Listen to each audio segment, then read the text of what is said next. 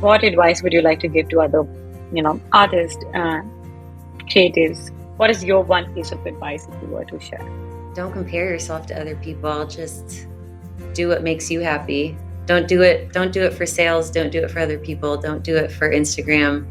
Do make what you need to make and make what makes you happy. I have a life that supports a daily art practice, and I get to spend most of my time doing something that brings me joy, and that, I mean, how could I not think of that as a success? Oh, my favorite thing about being an artist is being able to communicate with other people through my work. When people see the paintings and they tell me why they're connecting with them, and what their specific story is that they think of when they look at it, like, that just is the most rewarding part. It's amazing. A lot of people don't know what they want to be doing with their lives, and to feel like I am on purpose every day, I think, is an incredible gift on its own.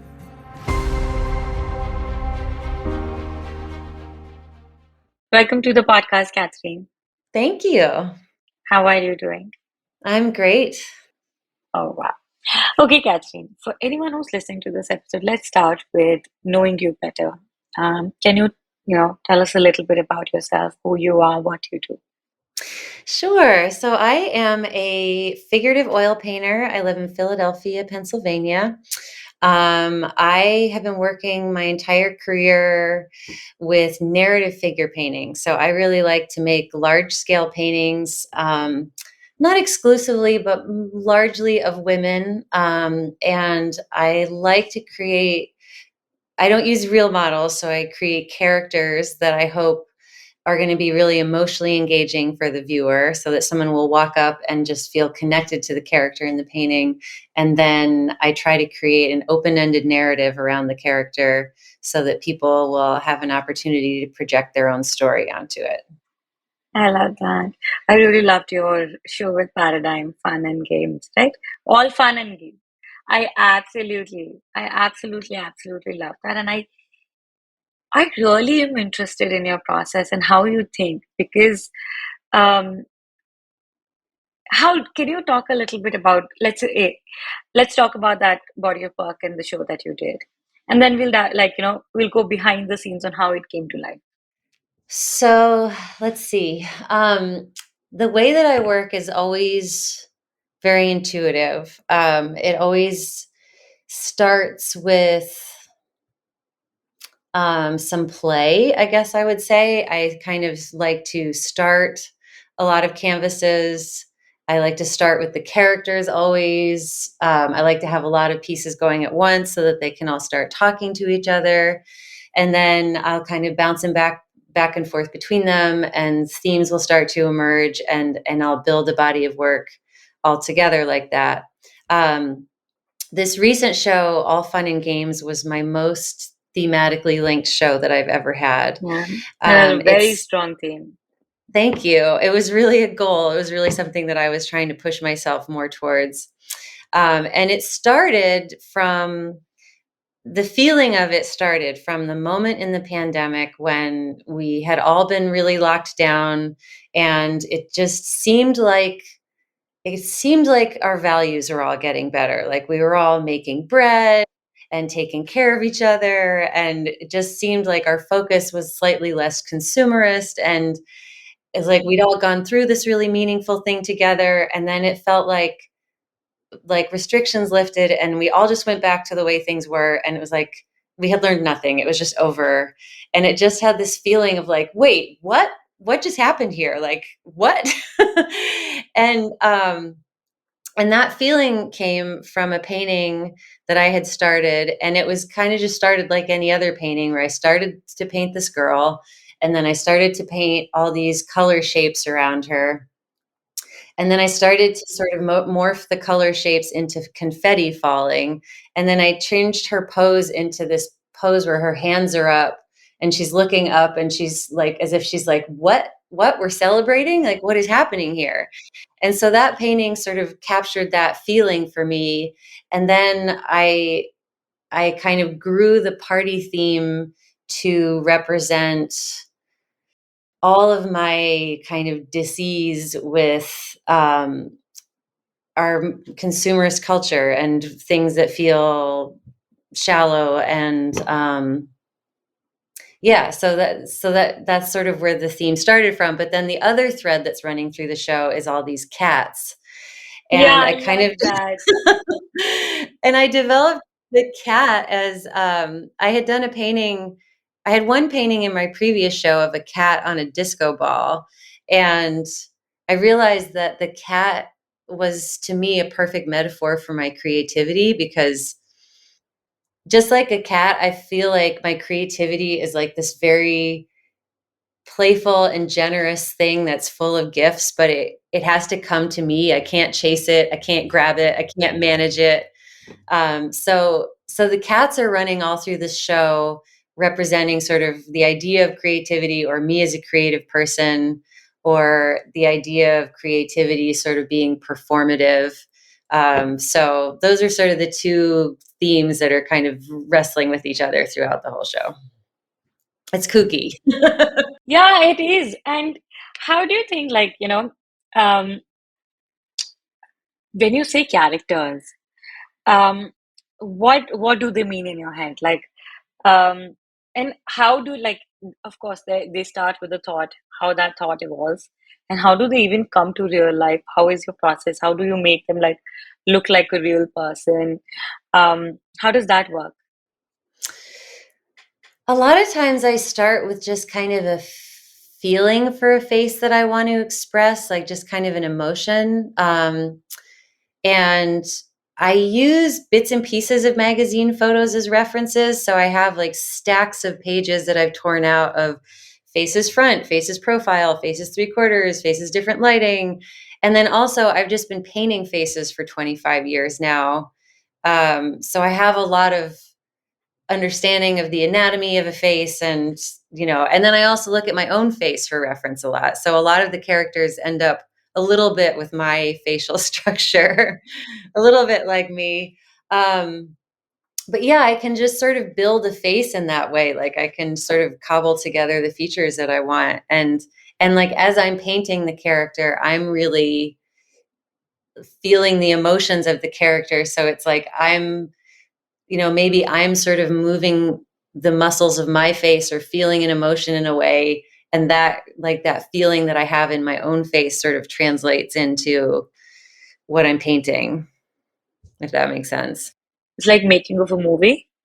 Like you're plotting like a storyboard. You have all these characters, and then there's like an action scene, and with every canvas, it's uh, scenes stitched together. And that's what I felt when I looked at your show. It felt like there's a movie and there's like an action scene, there's something happened, and then I can feel that movement, and I can feel moving myself from one piece to another and have that emotion. And also your work is extremely realistic and it's so fine work. So it looks like it's also very dramatic. And is that something that you intentionally, like the color palette that you use is also very dramatic and cinematic? Do you look at movies as a reference? Just asking.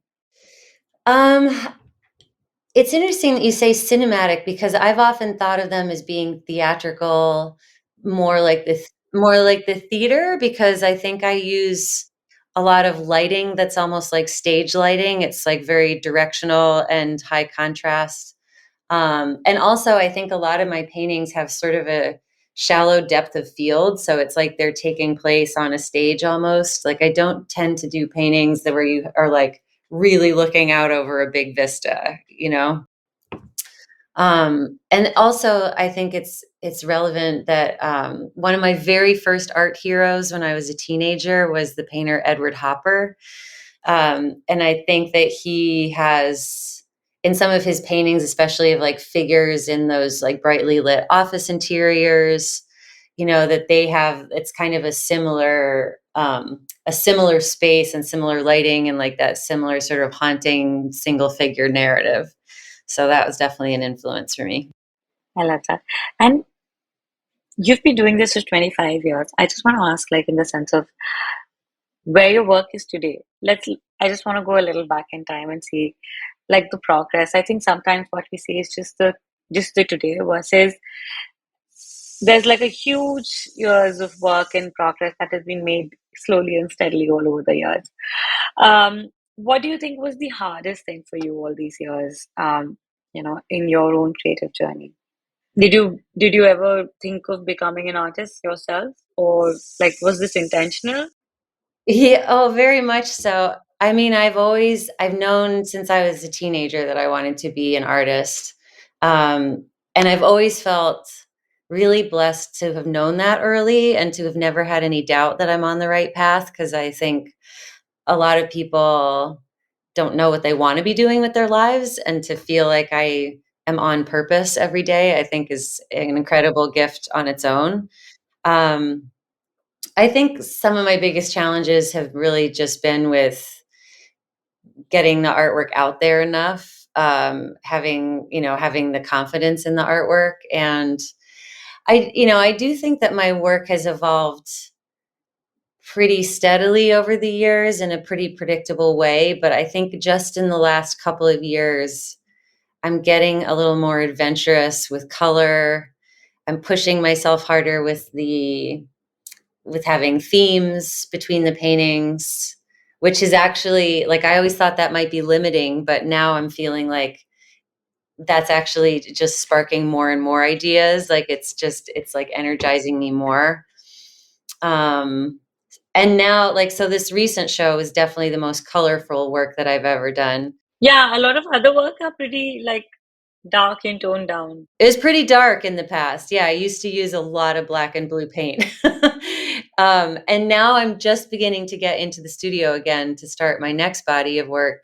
And I'm like using a white canvas for the first time. I usually paint it on like a blue or a purple canvas. So now, like, the colors are just so bright, and I'm just totally playing with color, and even trying to have the figures be maybe sort of transparent or tonal within the colors. I don't know. I don't know what's going to happen yet. I'm really excited to see what's next. Do you think this is something I've always felt like, I was someone who, when I started out, I used to have a lot of colors in my work. And growing up in India, like color is one of, I think, um, you know, what I've received and learned as a legacy, or like, we all, when you're growing up in India, you get so much influence. There's so much, texture and color that you learn. And eventually, I felt like I went into this dark phase where my work was primarily black and like had a lot of contrast with black and colors. And then I now see myself back going into colors again. And, but I've also felt like this shifts in themes, and um, even though that now I know like why I was making what was I making, but also like different topics and themes that we worked on. What has been your area of like interest all over these years, the kind of work that you've made, the topics that you've dealt with? What is like, you pushes like, okay, like we could paint a million things. Like, there's so many things you could paint, the plant behind you, the grass, or the photograph, but we only pick something, and it's because it resonates with us. What do you think has always been something that you've constantly been working over these years with your work and you want to share with your art? I think some of the enduring themes in my work have been feelings, sort of the universal human feelings of alienation, of personal struggles, of things being more than one thing at a time, where you can feel happy and doubtful at the same time, or nervous and excited, or hopeful and concerned, or whatever. That everything in life is sort of two things in one moment. And um, that they're, or that we can, be struggling to reconcile our expectations with reality, or like they're always just being sort of a little bit of a tension of opposites. So I think I've always been trying to capture that tension. And I've always been just trying to create moments that feel tender and touching, and that will make people feel less alone, basically. Like, I'm trying to just give people a chance to connect with something that speaks to their struggles or their vulnerabilities, and to translate it into a bigger form. Do you think it has anything to do with you being a woman? Your work, your art? Yeah, I think my work is so much autobiographical. I mean, it comes so much out of the my experiences and my feelings, and they're always really filtered down in a way where, sometimes like I'll take a trip and somebody will say to me, "Oh, is that going to inspire your painting?" And I'm like, "No, not directly, but like experiences that change me, like that comes out in the work eventually." But and it's interesting because actually the work that I'm about to dive into, I'm really starting to think about what it is to be a woman and really wanting to make positive messages about female empowerment, um, and sort of like this energy within us that can't be suppressed regardless of what culture is doing to us or relationships are doing to us. So like I feel like female energy is something that I just want to explore in a more deliberate way. I love that. And that's when I saw your work, for some reason, even though that it had a few other, it had a very feminine kind of a feeling. I don't know how to express that. Like it really felt that soft but strong and bold, and specifically how I see that feminine energy, how I see womanhood, and um, I don't know. I really felt inclined to it, and I feel like it's also like how your work takes takes the viewer into a scene, like you feel like you've been transported into a scene, like you're a part of a scene. There's something that's happening, and you're right standing right there. Um, Tell me something. When you're making these, like it's not like like you said, you're not staging photos and then painting them. You're not staging characters and having models.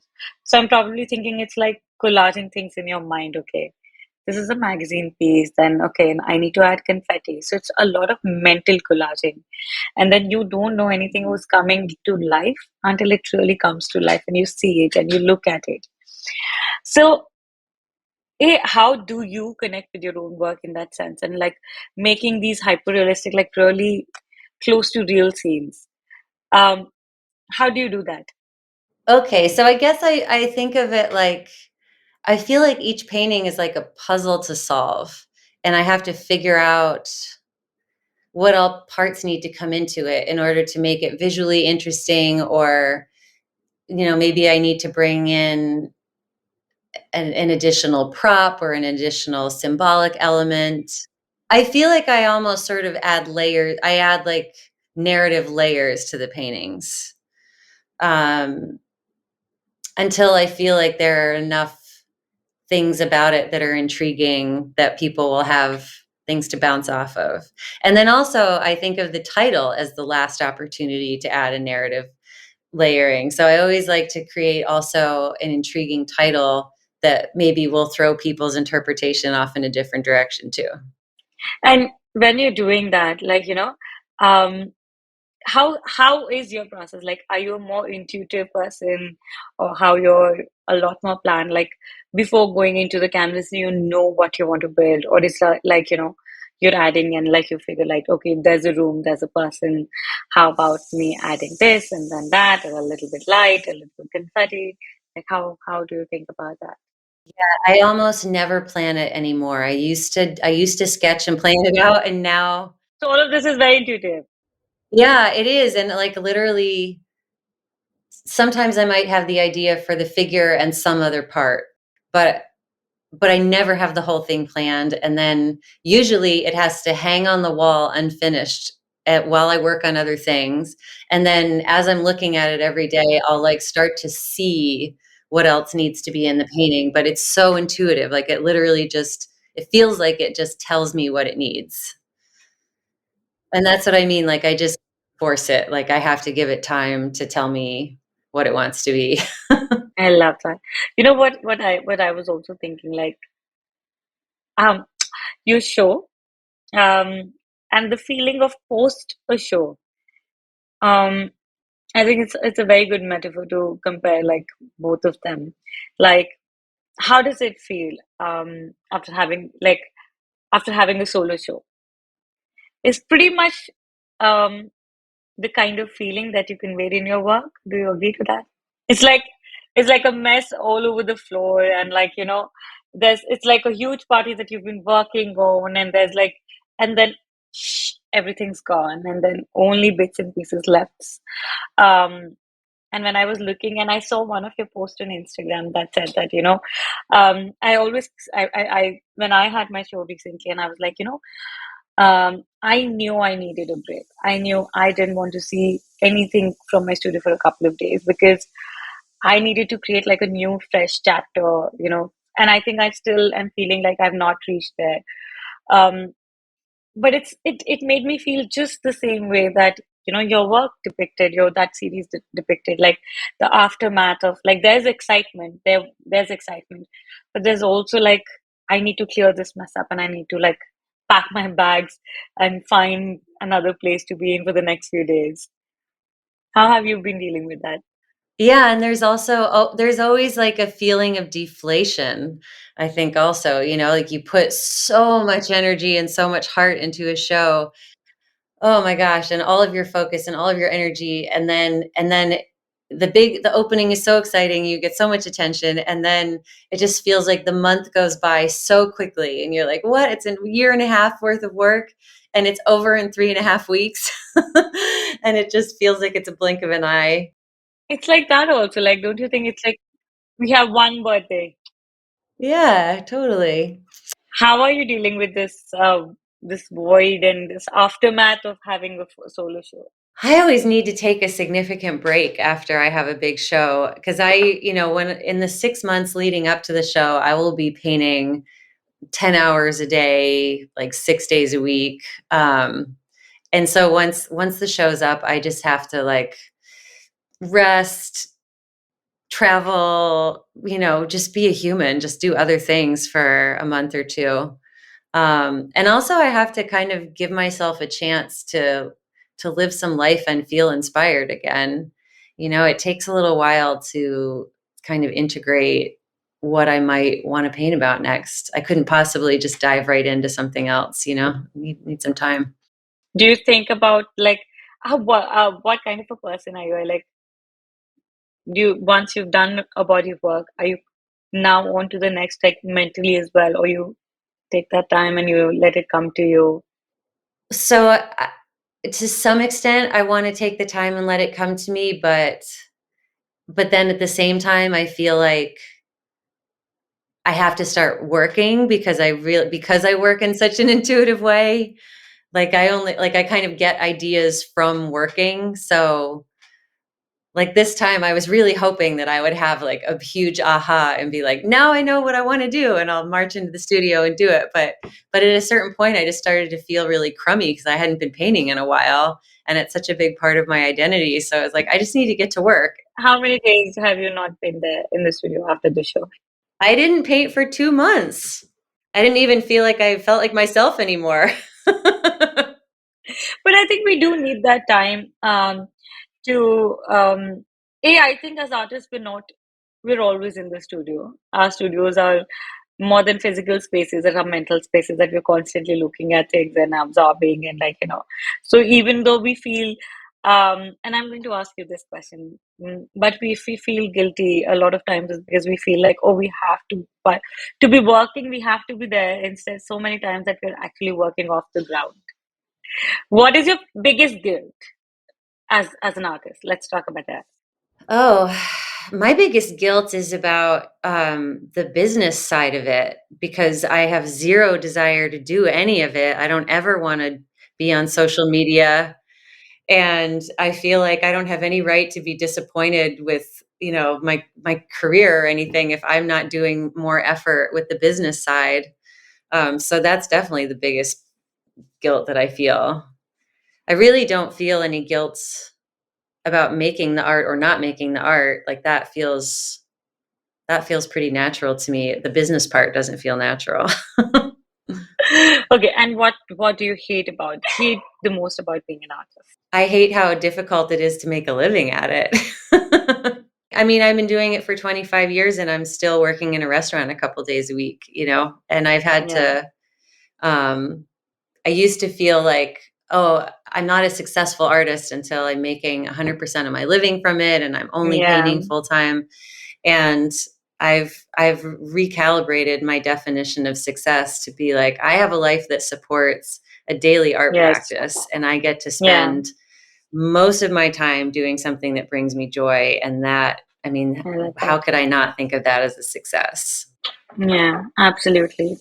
Uh, And that is true because also I think there's so much baggage that comes with um, like we feel that there. I think and that is what I felt when I while I was also telling you about Arts to Hearts. This was something that I really felt.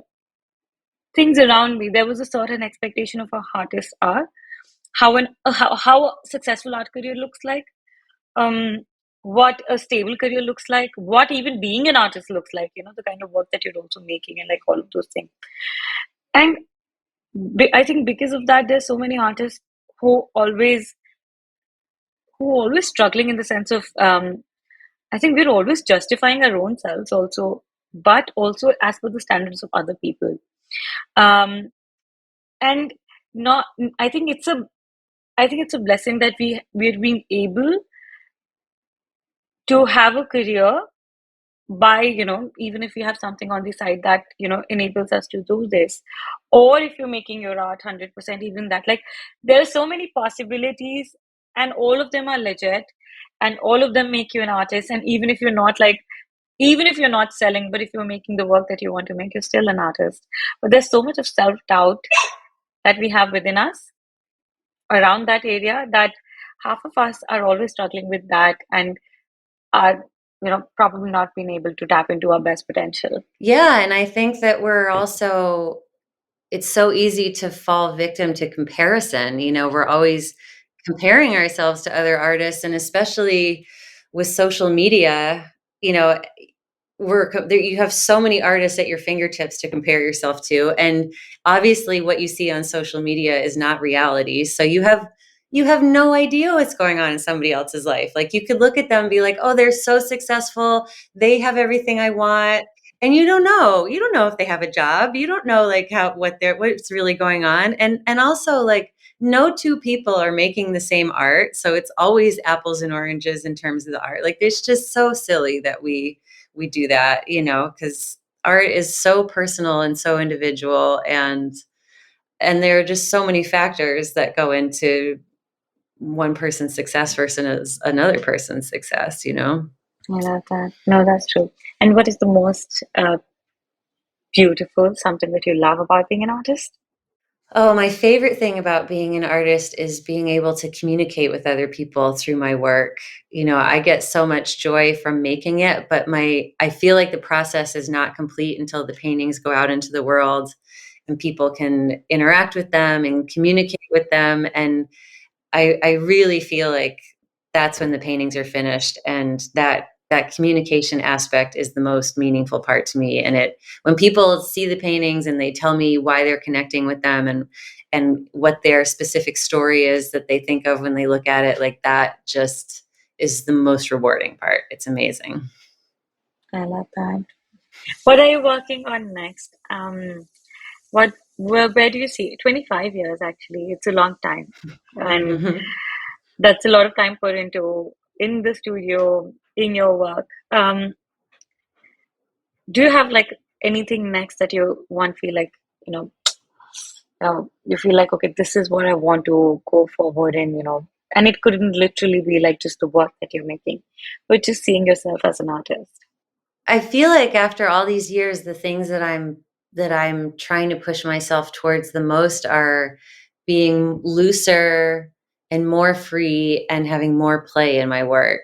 And there was one painting in my last show. I don't know if you remember. It was a woman with a vulture behind her, and she had sand going between her fingers. And there's sort of like just abstract color shapes behind her, and that what I did with the background of that painting is something that I'm trying to push myself more towards, where in the past, I feel like my work has been pretty tight and like every inch of the canvas has been very rendered.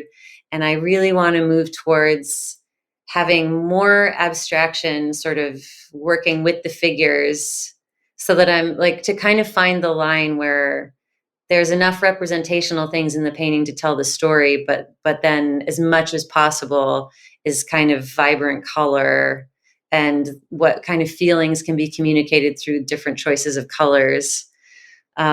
So yeah, I'm just like, just this first canvas that I've started playing with is just like crazy free color shapes, and I'm like doing a wipeout and pulling a figure out of it, and I don't know, I just need to play for a while, but I'm having a lot of fun. So I think that's good. Absolutely. I think that's if there's no fun, like I think the entire purpose of doing what we do, and I it gets intense, and I think there are moments in studios that gets intense in itself so many times. But in that, and like the business part, the part of you know building your career, sustainability, all of that. But in that process, if we forget to have that fun, that was the first reason why we did this. I think if you have to keep reminding yourself that time and again, because that's why you're here.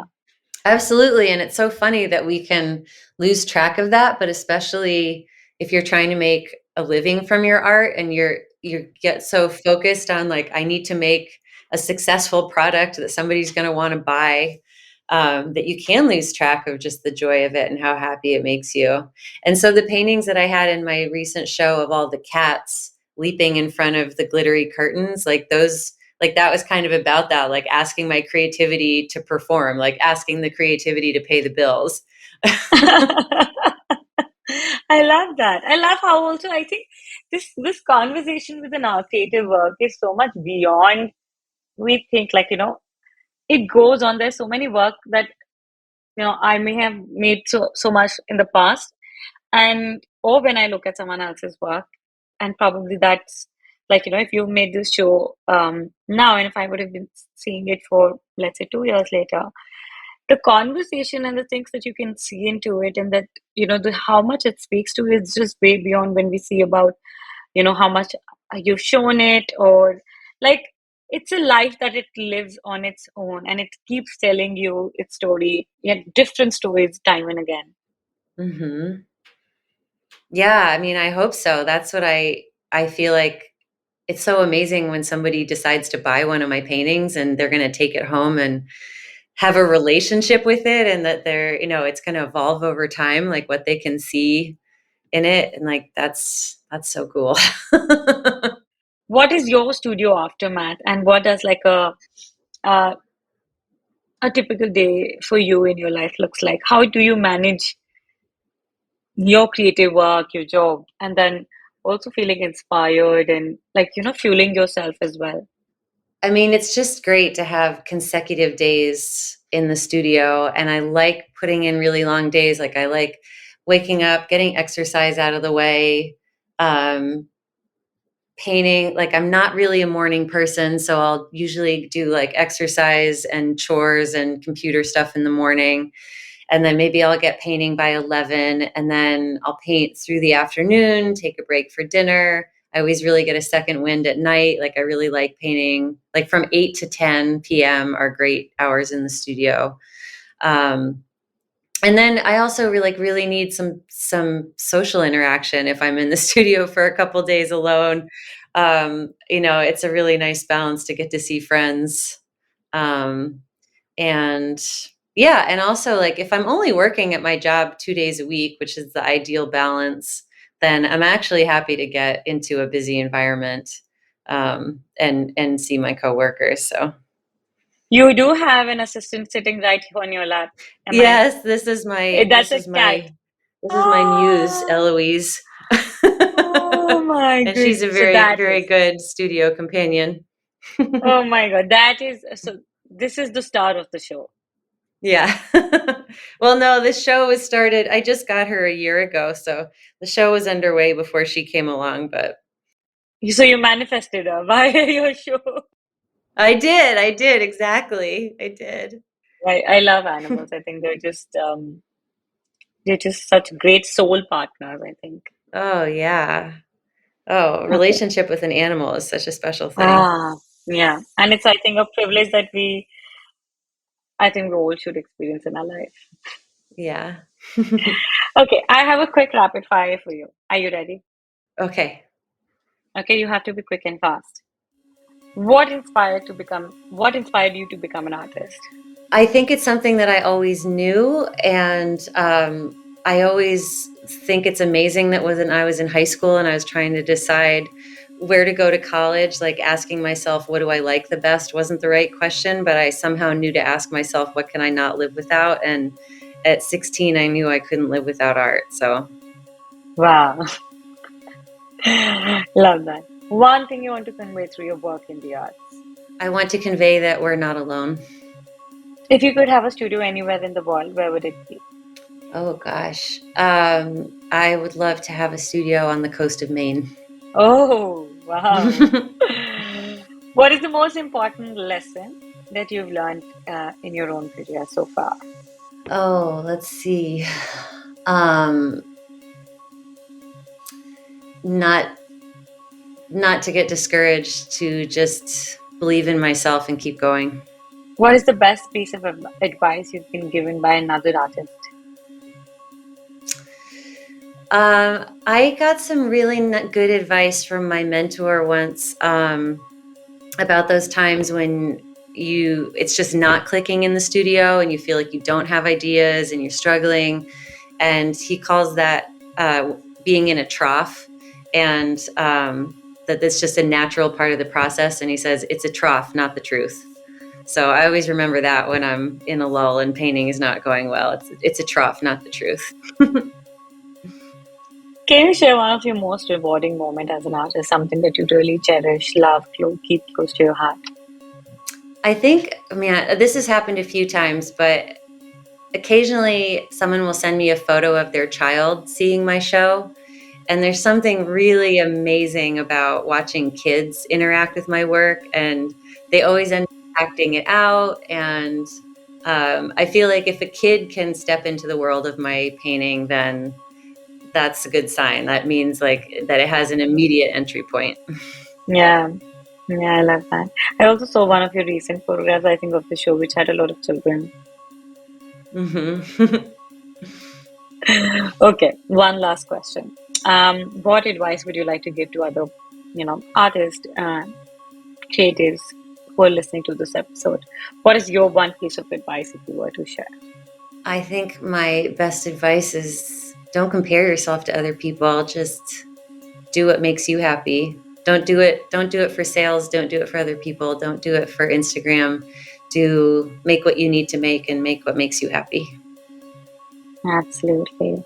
And how hard, even how easy that sounds, how hard it is, how strange is that? Well, I feel like in so many ways as adults, we get away from our true nature, so in a way, like getting older and wiser is hopefully getting closer to your true nature, you know what I mean? Okay, thank you so much, Catherine. You were so clear, fast, and quick, and it it was a breeze talking to you. Thank you so much. Oh, it was such a pleasure. Thank you so much. Thank you. Okay, but before I let you go, um, how can I support you? How can we support you? Do you have any other upcoming project that you want to share us, talk to about, or share with us, or can you let also people know where they can find you, support you, see your work? Um, the stage is yours. Yeah, still through Paradigm Gallery.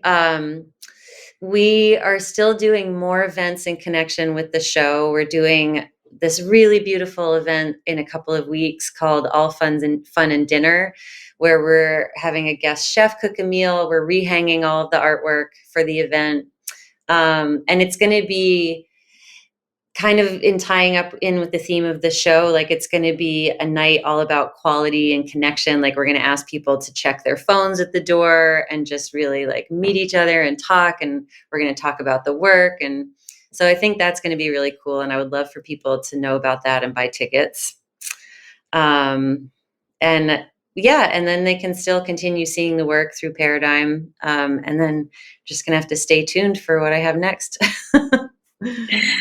Thank you so much. And I'll make sure we have all the links of everything that you've mentioned in the show notes of this episode on our website. So anyone who's listening and want to know more, make sure you read the article that has, this entire conversation into in an article format for you to, gain links and, read through them. And thank you so much, Catherine, for your time. Thank you everyone who joined us. Thank you. Thank you. Bye.